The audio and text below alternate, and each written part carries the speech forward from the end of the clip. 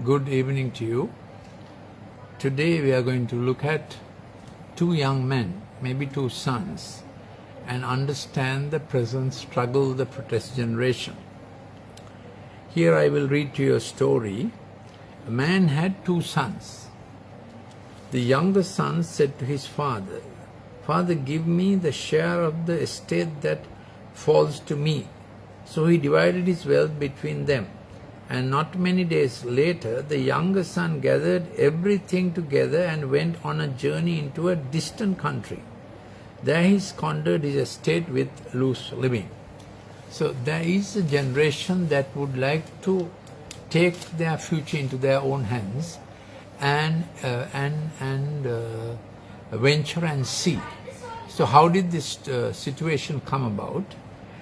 This is the topic I am addressing. What happens when there's a generation that wants to be their own boss, a missing team, and firstly there's a global engineered socio-economic crisis, political changes pushing many to work on their own, rupture of work fields as we understood, then rupture of political leadership as we understood, and rupture of economic systems as we have had. So it is pushing people to try on their own, losing trust in the system. So while a system change is coming, system is ruptured, and common people, especially the young people, this generation who are now 22 years old, losing trust in everything.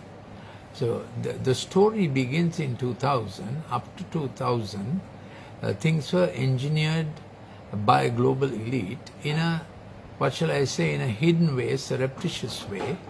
In 1960, the world's GDP was consumed 60% by 40% of the world's population. So it was a reasonably equitable distribution.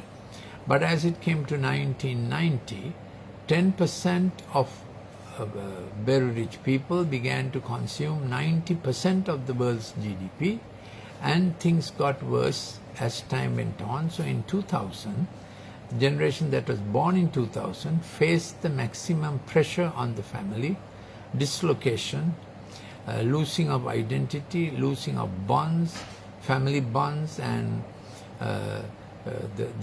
what held society together. Father figures were lost not only at home but in professions and in the work field and in the political field. So by the time they were 10 years old, they were under threat, they felt. And to that was added the effect of the digital screen, making them feel more isolated. So they are now 22 years old, and in the Western capitals they got into woke culture and cancel culture, and they cancelled off their pioneers and their father figures, they toppled statues and so on. And this struggle came to our country, accentuated by our own problems, but it's a worldwide phenomenon. So we find, firstly, globally engineered socio-economic and political changes push many to feel they have no future, and they need to find their own future. They feel threatened, so the protest. Secondly, character formation of the generation will also move towards the trend. Thirdly, you may lose the benefit of working under a father figure, role model, or work senior. And of course, work seniors and father figures in professions are also rare. So the change is not only in politics, in economics, and all the way through in the professions. That the change is that you don't find that patriarchal mode of life. Then the family is threatened, sexuality is threatened and redefined. Many things that made identity and belonging has ruptured. So you get a generation, those who don't feel belonging, therefore they feel their life is getting disintegrated, nothing to hold them together. Thirdly, and then fourthly, unwittingly you are setting yourself up for work and income only without the God-given privilege and responsibility of developing the work field and character of others. Once upon a time you worked with seniors, colleagues and juniors. Now you are working on your own.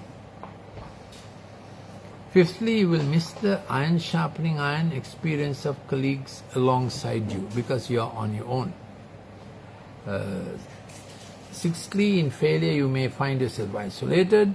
Seventhly, you could think you are always right and that your failure is not your business.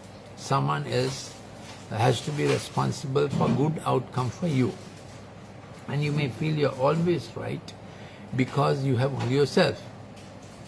You may be losing out on the mandate of being fruitful and multiplying into others because that work field succession, legacy, next generation is not the mode now, it is work and wealth now. So if we have a group where seniors and colleagues interact with us, our personality fashions, character is formed, and we have reasonable relationships as a safety net. So let's follow the story of this young man, what happened. I want to bring up another set of circumstances that are operating in the world to make people independent, the causes of kids and parents playing independence. So it's like a game because of the work rush, having to earn 2 incomes or more incomes, make parents have less time, and children are made to be independent on their own more. So one parent's running short of time pursuing their career would like kids to be independent as soon as possible. Secondly, the language is couched to say this will mature kids faster, it is good for them, but actually the issue is that a default mode of parenting. And then thirdly, kids begin to make decisions beyond their age, and they love to have it so because they are on their own now. Fourthly, bonding that builds up empathy and management tracks are compromised because there's hardly any bonding. They are by themselves doing what they can.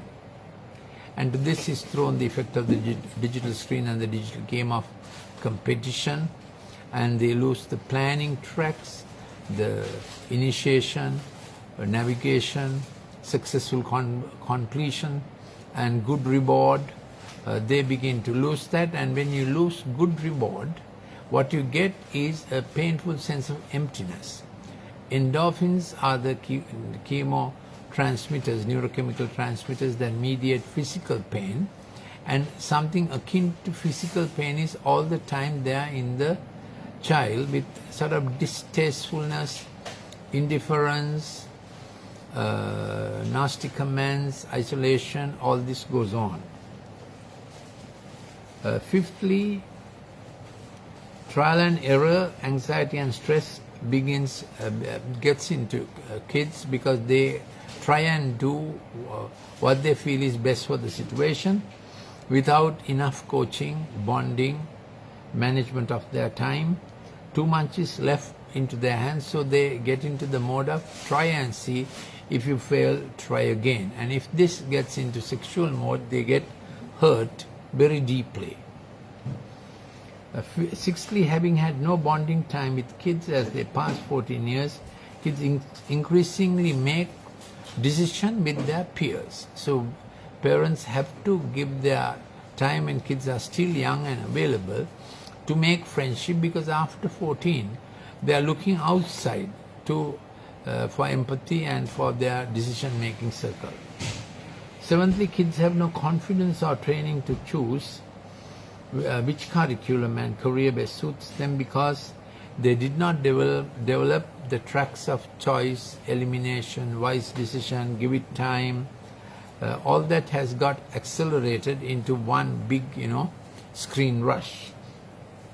So instead of top-down regulation of initiation, navigation, successful and conclusion and reward, they have got into bottom-up regulation, which is knee-jerk reactions, dyspathy, adverse, peril, thrill, that kind of behavior. Eighthly, parents try hard to scramble back into driving seat when they see things are going wrong when they are passing 14. But the driving seat has been occupied by them or other things it's not easy to take over. Then parents can become complain that we have invested so much and what have you given in return, and they can start talking this language of economics and dividends, which is very unfortunate. By this time we have created a generation who have hurt, they have humiliation, they feel they may not achieve what is their best potential, they blame others, then there's anger all the time in them, and then they have a sense that what they try and see will fail also, because their experiences have repeatedly have to change. So they try something, give it up soon, before there is time for training and skill development and a good result. Then what happens is siblings live like strangers even at home, in their own rooms with their gadgets and doing their own thing. Tenthly, kids will now think the panacea is to go to another country, that everything will get right. Then they keep trying different courses, parents spend much. So this is a very unwise thing, so I always counsel kids to do proper schooling for 13 years, grow through the A-level years. Going through the A-level years, you become a prefect, you return something back to school, you develop long-term friendships, character building, for the work field happens in those last 2 years in school. So when you leave off for graduate programs at O-level, from O-level, then it's an immature decision, not knowing which work field best suits you. You have to try and see, and sometimes they keep trying. Even when they are 24, 25, they have still not found their vocation and their field of work, which is not a good situation. So we appeal to parents, please give them time, attention, advice, bond, harmony, camaraderie when they are still young and they are willing to absorb. So let's see what happened to this young man who went out on a long journey away from home into a distant country, and he lost the resources he had gathered from his parental home. Then what happens now, when he has spent everything, a severe famine occurred in the country, just like the famine that's coming over the world, with manipulated economics, food crashes, then different plagues plan and so on. When he had spent everything, a severe famine occurred in the country. So we are living in a world that has been engineered for this situation. Now when he had spent everything, a severe famine occurred in the country, and he began to be impoverished. So he went and hired himself out to one of the citizens. So a dear son in the house, who was working in the father's company or farm, is now a slave with minimal wages in a Pharaoh system. This is how the world transitioned from work fields that fostered generation, legacy, stewardship, succession, to one of Pharaoh, where work and wealth in a slavish system is the way it runs now. He sent him into his fields to feed swine. He would have gladly filled his stomach with the pods that the swine were eating, and no one was giving anything to him. So it's a hard world. You have to earn your wages. No one gives you mercy or second chances. It's a struggle for existence, survival of the fittest, sink or swim, perform or perish. That's how it goes. But when he came to his senses, he said, "How many of my father's hired men have more than enough bread, but I am dying here with hunger." Now, while the son was alienated and far away, there was a father watching and waiting, yearning, longingly waiting for the son's return. So there are spiritual phenomena that happen that we may not know, or we may deny them, but the son begins to feel the tug of home, because there was a home, and there is a home, there is a good shepherd, and there is a heavenly Father. And when we, like orphans, we try our own thing, competent we think, but then comes the time of need, and we begin to feel that there was a better way to do that. And when our own energetic race and our own might begins to fail, we begin to hear that there is someone calling out to us, come home, return, return. So this young man began to feel this. Then he practiced this in his head. So thankfully you can hear that voice that waits to adopt you, the voice that is calling you back to belonging, to identity, homeliness, to do it together, that you are not alone, that you have another chance, that you can recover. It's not hopeless. That voice keeps saying that, because there's another voice that says no point trying, hopeless, you are done, you have finished everything, now it's best. And then some people hear suicide. But there is a good shepherd's voice, a father's voice calling and saying, come home, come home. So he said, I will get up, go to my father, and will say to him, Father, I have sinned against heaven and in your sight. I am no longer worthy to be called your son. Make me as one of your hired men. So he thought he'll go show his CV that I have worked like this, maybe I can work for you. But the father was not waiting for servants. The father was waiting for the son. And he was the worthy son, not because he was qualified in some vocation. He was the worthy son because he was born son. That's how father yearned for him. Thankfully, this son got up and went back. So he got up and came to his father. But while he was still a long way off, his father saw him, felt compassion for him, and ran and embraced him and kissed him. So you can see how much the father did the bridging of the gap. Father ran towards the son to take him into his embrace. The son didn't have to come and prove anything. So he got up and came to his father. And the son said to him, Father, I have sinned against heaven and in your sight. I am no longer worthy to be called your son. But that is not in the son's hand, it's in the father's begetting. Father said, you are still my son. And what did the father do? He had already prepared for his return.